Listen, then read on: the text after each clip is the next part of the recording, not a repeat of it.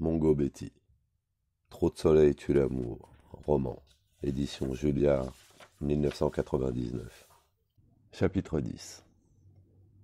À bien y réfléchir, être un flic, et même un bon flic, je veux dire un flic efficace, pas un flic honnête, il paraît que ça n'existe pas, personnellement je n'en sais rien.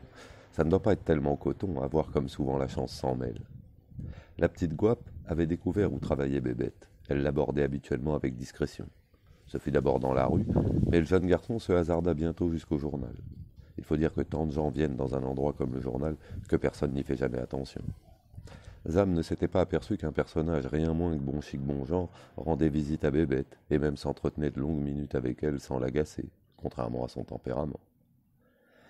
C'est Eddie qui, entrant un jour par hasard dans le bureau de Zam au journal, tomba en arrêt devant la petite frappe qui en sortait précipitamment et lui dit « Dis donc, on se connaît pas ?» Ça m'étonnerait, dit le petit voyou qui s'exprimait avec aisance et même ironie en français, mais non sans détourner son regard et tenter de se dérober à la manière glissante d'une anguille. Mais si, attends un peu, cria Eddie, en tendant la main pour essayer de rattraper le visiteur. Qu'est-ce qui arrive? Y a le feu? Mais le jeune homme s'était déjà évanoui. Eddie resta comme abasourdi par cette apparition, sans trop savoir pourquoi. Il connaissait ce garçon, mais depuis quand et où l'avait-il rencontré? Un étrange doute le tenailla tout à coup, de telle sorte qu'il se garda bien de signaler sa rencontre à Zam et à Bébête, son petit doigt lui disant qu'il y avait un truc. En revanche, ce même jour, il parla du paroissien au flic amateur d'extra, et lui fit un portrait fidèle du jeune homme. Voici la réponse du flic, traduite en bon français. Il doit y avoir des milliers de types ayant cette dégaine-là dans la ville. Nous sommes quand même un petit million, il ne faut pas l'oublier. Mais je vais voir ce que je peux faire. Cette formule est utilisée rituellement ici par les fonctionnaires pour éviter tout effort et se dérober à la sollicitation d'un usager. Dans ce cas précis, le fonctionnaire, une fois n'est pas coutume, avait sa petite idée, et sa petite idée c'était que si les relations de Bébête et du jeune inconnu étaient effectivement peu catholiques, ainsi que le pariait Eddie l'avocat marron, il n'y avait aucune raison qu'elles s'interrompent brusquement, bien au contraire. C'est le propre des relations équivoques de se poursuivre longtemps. Ça peut paraître paradoxal, c'est pourtant extrêmement humain. Puisque ce type de situation procure aux acteurs une jouissance indicible, pourquoi s'en priverait-il? Ce n'est pas le temps qui risque de faire défaut à un enquêteur éventuel 99 fois sur 100. C'est ainsi que raisonnait le flic amateur d'extra, et il faut avouer qu'on lui avait effectivement appris à chercher, même si, par la suite, on lui avait interdit de jamais chercher. Il suffisait donc de filer le train discrètement à Bébête, qui, même rabiboché avec Zam et vivant de nouveau en ménage avec lui, menait une existence non dénuée d'une certaine autonomie. Le flic amateur d'extra dut toutefois se désintéresser longtemps de l'affaire, non pas qu'elle lui parût trop banale pour mériter sa sollicitude, ni trop honnête pour rapporter les substantiels profits auxquels la police de ce pays n'est que trop habituée.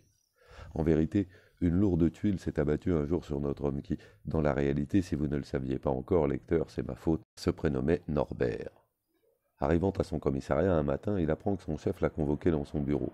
Le patron veut te voir. C'est en ces termes qui n'auguraient rien de bon, ni rien de mauvais d'ailleurs, que la chose lui fut signifiée. Moi? Moi seul? Balbutia Norbert, très étonné. Il faut dire que Norbert, je ne sais ce que ce prénom évoque ailleurs en fait de force et de caractère et d'ambition, n'appartenait pas à la catégorie de fonctionnaires qui méritent d'être convoqués seuls dans le bureau du chef.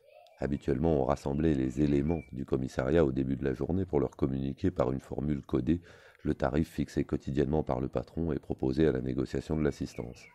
L'accord se faisait rapidement après quelques objections se rapportant le plus souvent au temps, car il suffisait d'une pluie un peu longue pour compromettre la récolte, ou à la période du mois. La décade précédant la paix dans cette ville de fonctionnaires était une époque de vaches très maigres. La conjoncture personnelle du patron pouvait certes apporter des perturbations imprévues. Ainsi, quand le prédécesseur du chef actuel voulut offrir une villa à la mère d'une jeune collégienne qui venait de le prendre sous son charme, il y eut des jours difficiles et même houleux pour les éléments du commissariat, le patron fixant alors le tarif quotidien à partir de données purement subjectives. Mais c'était le seul vraiment mauvais souvenir de la communauté policière de ce poste. Le commissaire nouveau venu était une espèce de sergent Garcia africain à la corpulence sanglée et boudiné par une tenue redondante. Norbert, dit le commissaire, c'est comment? Tu es inspecteur, non? Oui, monsieur le commissaire, répondit Norbert. Je vous demande pardon, grand, ajouta-t-il aussitôt. Pardon de quoi? D'être inspecteur? Mais non, grand. Non, monsieur le commissaire, mais j'étais absent. Mon père est décédé. C'est pas grave, ça, fit l'espèce de sergent Garcia noir riant aux éclats. Je connais ton dossier, tu sais. Ton papa, là même, c'est quoi? Il meurt tous les 2 mois? Ce n'est pas le même, grand, vous savez bien. Et il te faut chaque fois une semaine pour l'enterrer. Nous sommes en Afrique, non, monsieur le commissaire? Vous êtes même comment, vous aussi? Chose remarquable, poursuivit le commissaire en se rembrunissant, ta mère, la même, elle, meurt toutes les 6 semaines, et il te suffit de 2 jours pour l'enterrer. Mais non, grand, ce n'est pas la même. Nous sommes en Afrique, non? Quand je dis ma mère, ce n'est pas toujours celle qui m'a accouché. Vous savez bien, grand, vous êtes africain, non? Laissons ça, Norbert. Prends même 6 mois pour enterrer chacune de tes mamans, je m'en fous. Quand le grand chef lui-même disparaît de chez nous, là, pour passer 2 mois à Baden-Baden, là, tu vas même lui dire que quoi? Je te demande, Norbert, qui va même lui dire que quoi? Le commissaire s'interrompit un moment pour se moucher dans la main et, ayant essuyé celle-ci sur la toile de son uniforme, reprit. Norbert, pendant la semaine où tu enterres chacun de tes papas, tu fais peut-être un petit quelque chose aussi à côté, non? Tu es sûr que tu consacres chaque minute de chaque heure de chaque jour aux seules activités de l'enterrement? Dis, tu fais bien un petit quelque chose d'autre là, non? Norbert, se croyant acculé, bafouilla en se tortillant sur sa chaise. Puis il tout sauta avant de déclarer. Monsieur, je ne fais jamais d'enquête, je le jure. Croyez-moi, grand. Quand je ne suis pas en place, ce n'est pas pour faire des enquêtes, c'est vrai ça. Pour rien au monde, grand. Je connais que la hiérarchie ne veut pas entendre parler de ça. Oui, d'accord, et qui attend un peu. Norbert, reprit le commissaire. Je vois que tu ne me comprends pas très bien. On dirait que tu paniques, mon garçon. Je ne sais pas pourquoi, et d'ailleurs, je ne veux pas le savoir. Quelqu'un t'a accusé? Certainement pas moi. Au contraire, je vais te charger d'une mission de confiance, my God. Le commissaire, un homme vraiment corpulent, comme tous les commissaires de ce pays, cligna de l'œil, non sans faire signe de l'index à Norbert de s'approcher. Norbert s'approcha du commissaire. Le commissaire lui fit signe de se pencher, car Norbert était très grand, plus d'1,95 m, si vous voyez le genre. Norbert, dit le commissaire à voix très basse, presque dans un chuchotement, j'ai potassé ton dossier. Tu es l'homme dont j'ai besoin, en quelque sorte, the right man at the right place. Tu comprends ça? Oui, fit avec empressement Norbert, non sans rire finement. C'est comme ça que nos frères anglophones parlent, non?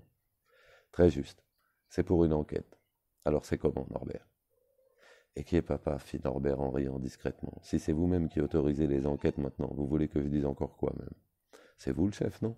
Le chef, c'est le chef. Quand le chef parle, moi je dis encore que quoi? C'est vous le chef. Merci, Norbert, fit le commissaire, le regard perdu vers le plafond, les mains jointes, dans une attitude de méditation qui le fit curieusement ressembler à un membre du haut clergé catholique, un évêque par exemple.